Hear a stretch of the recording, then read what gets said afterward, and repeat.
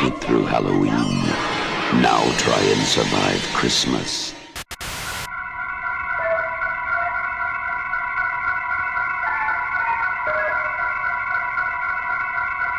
Christmas Evil.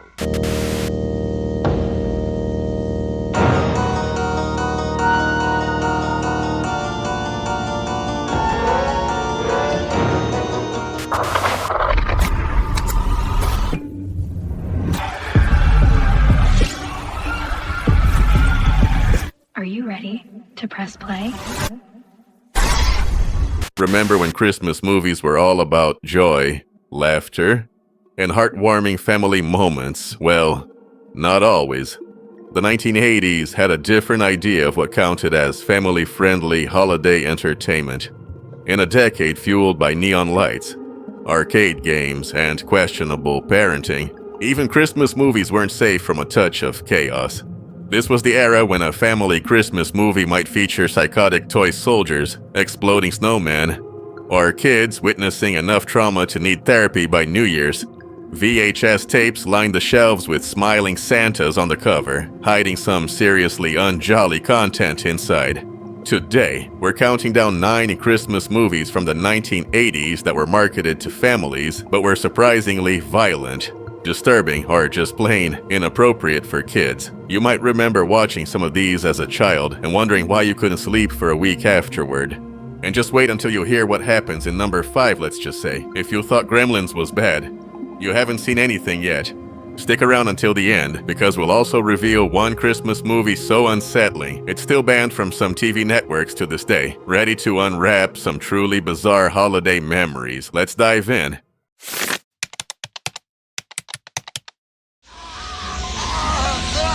Don't open till Christmas. Forget evil Santas and don't open till Christmas. It's Santa himself who becomes the victim. This British slasher flips the holiday horror script by following a mysterious killer who goes around murdering people dressed as Santa Claus. Ho ho, horrifying.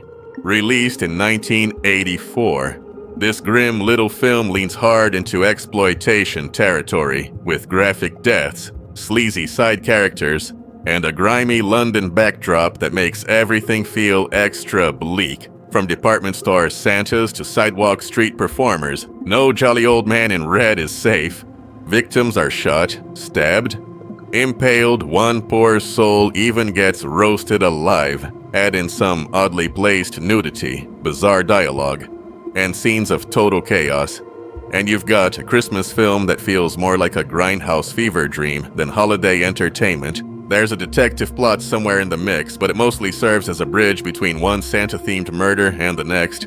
The killer's motive: childhood trauma. Of course, because nothing says festive like unresolved psychological damage wrapped in tinsel. Don't Open Till Christmas never got a wide US release, but it gained a cult following thanks to late-night cable and underground VHS swaps.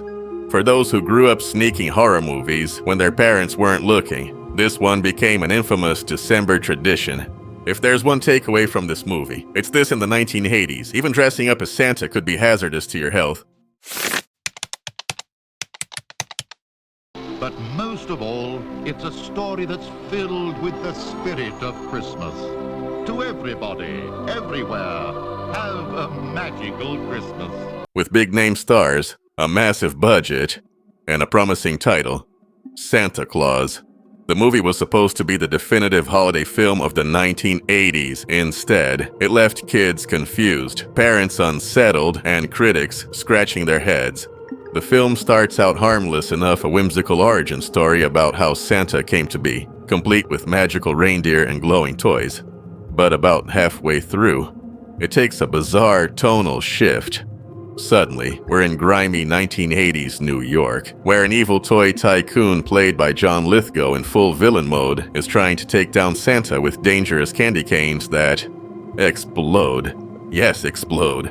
There are scenes involving child neglect, kidnapping, corporate sabotage, and one very dark moment where a kid nearly dies in a freezer truck. All of this is wrapped in Christmas music and candy-colored sets, as if Willy Wonka went off his meds.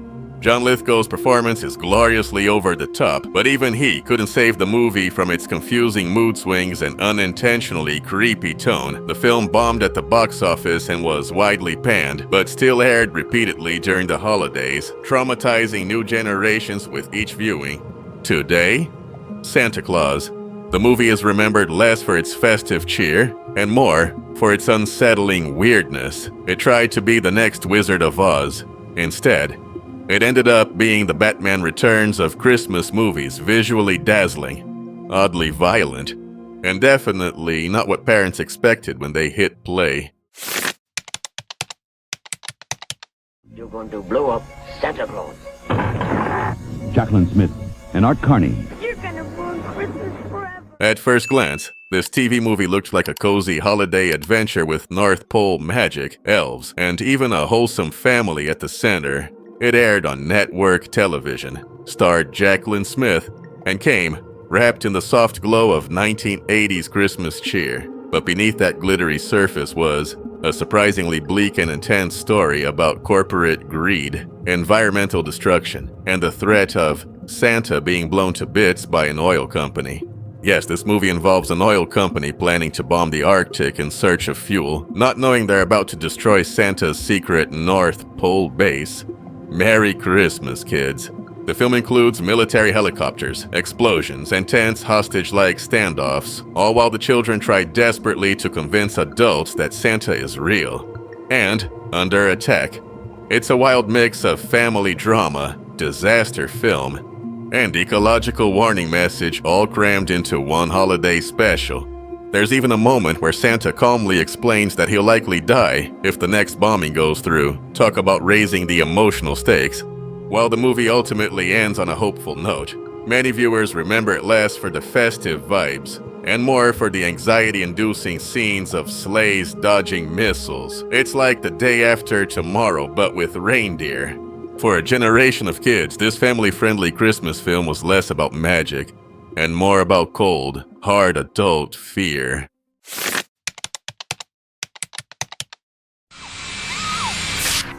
Elves. They're not working for Santa anymore.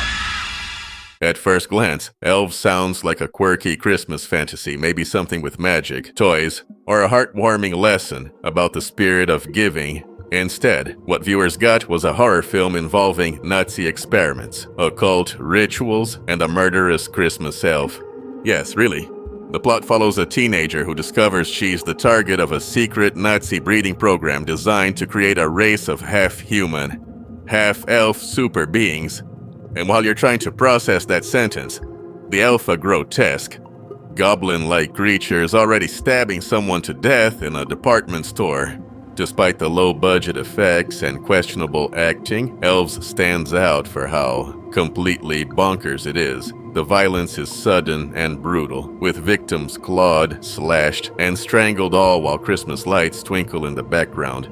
There's also a washed-up, alcoholic ex-cop working as a mall Santa who becomes the film's unlikely hero, because of course there is. Elves was never intended for kids, but that didn't stop VHS rental stores from putting it next to the Home Alone tapes in the holiday section. Many curious families learned the hard way that not all Christmas covers tell the truth. It's weird, wild, and absolutely not safe for the little ones, but in the world of 1980s Christmas horror, it's earned its place as a twisted classic.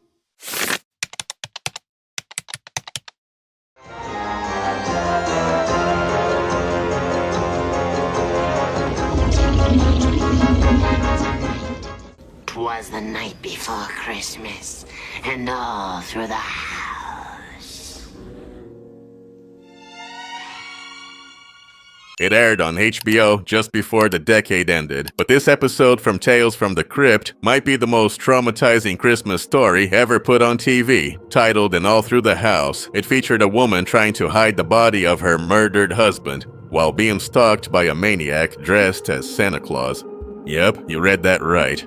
This wasn't a movie theater experience. This was something people could watch at home during the holidays.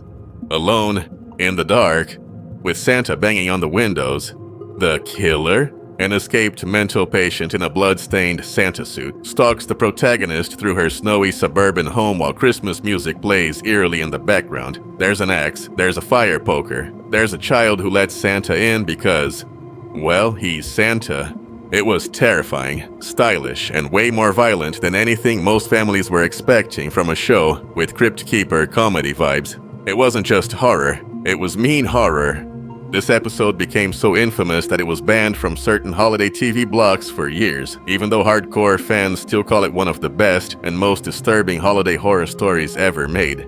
If you ever wondered what would happen if a slasher film crashed a Hallmark special, this is your answer. I'm the ghost.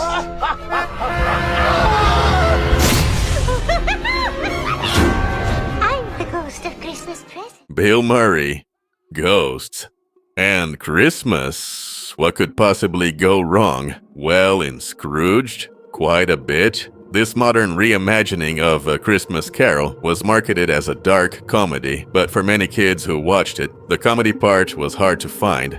Murray plays Frank Cross, a cruel TV executive who's visited by three spirits on Christmas Eve. Sounds innocent enough, until you realize the ghost of Christmas future is a towering, rotting Grim Reaper with TV screens for eyes, and the ghost of Christmas present punches people in the face for fun. The movie is packed with nightmarish imagery, flaming ghosts, decomposing bodies, a man burned alive in a coffin, and one especially disturbing scene where Frank is trapped inside his own cremation, all wrapped in holiday music and tinsel, of course. Despite its grim tone and surprisingly intense visuals, Scrooge carried a PG-13 rating and was widely promoted as a holiday movie for general audiences. Parents expecting lighthearted laughs ended up with kids clinging to the couch cushions in terror. Still, Bill Murray's performance gave the film a strange charm, and its emotional payoff at the end saved it from complete tonal chaos.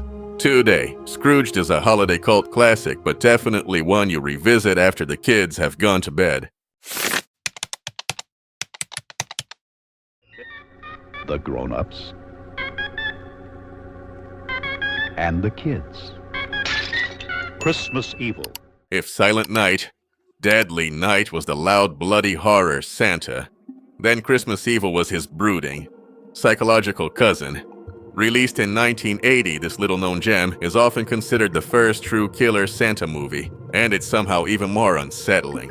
The film follows Harry Stadling, a toy factory worker who's obsessed with Christmas and believes he's been chosen to carry out Santa's mission by any means necessary. What starts as a lonely man's delusion quickly spirals into violence. He spies on neighborhood children, judges them as naughty or nice, and eventually snaps. Harry's descent is slow, tragic, and genuinely disturbing. The tone is less slasher, more psychological breakdown, but make no mistake, there's blood. One scene involves Harry stabbing people outside a church. Another features him smashing a man's face with a toy soldier. Critics didn't know what to make of it. Audiences were baffled. And yet, director John Waters famously called it the greatest Christmas movie ever made. It never got wide acclaim, but Christmas Evil quietly became a cult favorite, especially among horror fans who like their Christmas stories with a dose of existential dread. It's the kind of film that makes you rethink every Jolly Mall Santa you've ever met.